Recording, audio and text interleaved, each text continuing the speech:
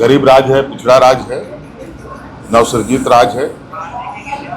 नवजात बच्चे को तो सपोर्ट देना पड़ता है कि नहीं देना पड़ता। झारखंड विधानसभा का बजट सत्र आज से औपचारिक रूप से शुरू हो गया है। सत्र के पहले दिन सदन में पक्ष और विपक्ष के बीच तीखी बहस देखने को मिली है। राज्यपाल का अभिभाषण और भविष्य की योजनाओं की झलक भी देखने को मिली है। राज्यपाल संतोष कुमार गंगवार ने अपनी अभिभाषण के साथ सत्र की शुरुआत की। उन्होंने राज्य सरकार की उपलब्धियों का रिपोर्ट कार्ड पेश करते हुए कहा है कि मैया सम्मान योजना और अबुआ आवास योजना जैसी योजनाओं ने राज्य के गरीब और महिलाओं के जीवन में क्रांतिकारी बदलाव लाया है। सरकार अपराध और उग्रवाद के खिलाफ जीरो टॉलरेंस की नीति पर काम कर रही है। पिछले वर्ष साइबर अपराध के खिलाफ हुई सख्त कार्रवाई इसका प्रमाण है। साथ ही झारखंड प्रकृति के साथ विकास के सिद्धांत पर आगे बढ़ रहा है। दावोस वर्ल्ड इकोनॉमिक फोरम में राज्य की भागीदारी ने वैश्विक स्तर पर निवेश के द्वार खोले हैं। वहीं विधानसभा अध्यक्ष रविंद्रनाथ महतो ने सभी सदस्यों का स्वागत करते हुए सदन की कार्रवाई को सुव्यवस्थित चलाने पर जोर दिया है। उन्होंने कहा है कि यह सत्र केवल आंकड़ों का खेल नहीं है, बल्कि राज्य के विकास का मार्गदर्शक दस्तावेज है। अध्यक्ष ने जानकारी दी है कि इस बार नेवा नेशनल ई विधान एप्लीकेशन के माध्यम से कार्रवाई को पेपरलेस बनाया गया है, जो आधुनिक लोकतंत्र की ओर एक बड़ा कदम है। मुख्यमंत्री हेमंत सोरेन ने सदन के बाहर मीडिया से बात करते हुए कहा है कि उनकी सरकार जनता के हितों की रक्षा के लिए पूरी तरह प्रतिबद्ध है। हम हर सवाल के लिए तैयार हैं। उन्होंने विपक्ष से अपील की है कि वे सदन में सकारात्मक चर्चा करें ताकि जनहित के मुद्दों का समाधान निकाला जा सके। मुख्यमंत्री ने स्पष्ट किया है कि 24 फरवरी को पेश होने वाला बजट युवाओं, किसानों और महिलाओं की आकांक्षाओं को समर्पित होगा। वित्त मंत्री राधाकृष्ण किशोर ने मीडिया से बात करते हुए कहा कि राज्यपाल के द्वारा कई बातों को दोहराते हुए भी उन्होंने कहा कि राज्यपाल ने कहा है कि वित्तीय संसाधन का अभाव है, केंद्र से अगर मिले तो बेहतर प्रदर्शन कर सकते हैं। वित्त मंत्री ने राज्यपाल के बातों को सराहनीय कदम बताया है, तो दूसरी तरफ विपक्ष का हमलावर भी दिखा। विपक्ष ने कहा कि वादों से मुकर रही है सरकार। विपक्ष भाजपा और सहयोगी दल ने पहले ही हमलावर रुख अपनाया है। नेता प्रतिपक्ष बाबूलाल मरांडी और अन्य विधायकों ने कई मुद्दों पर घेरा है।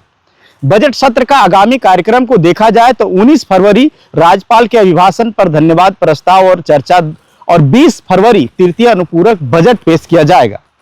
24 फरवरी को वित्तीय वर्ष 2026-27 का मुख्य बजट पेश होगा। सत्र के पहले दिन की कार्रवाई शोक प्रस्ताव के बाद स्थगित कर दी गई।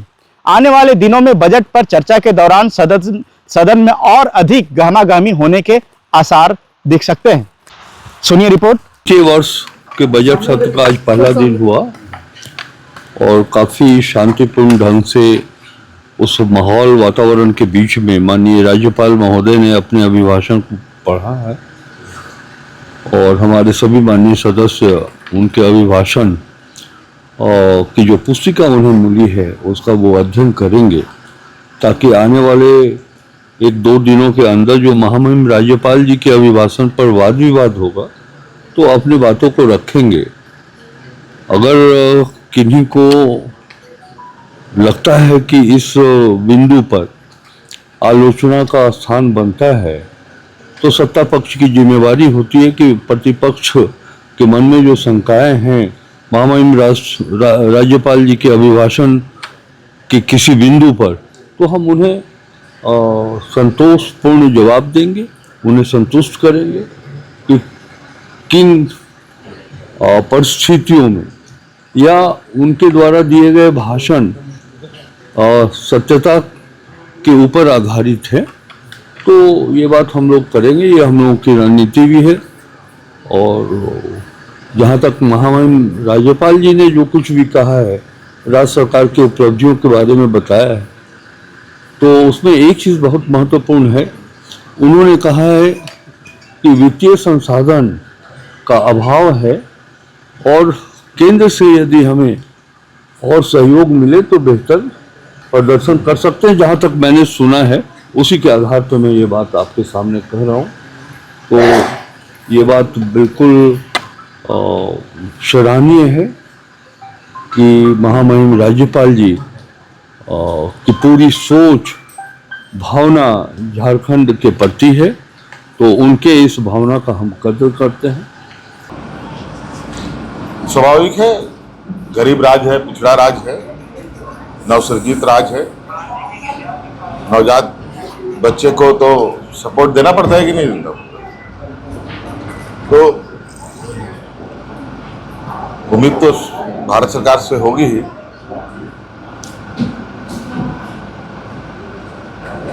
अपनी क्षमता के अनुरूप हम लोग अपने काम में तो लगे और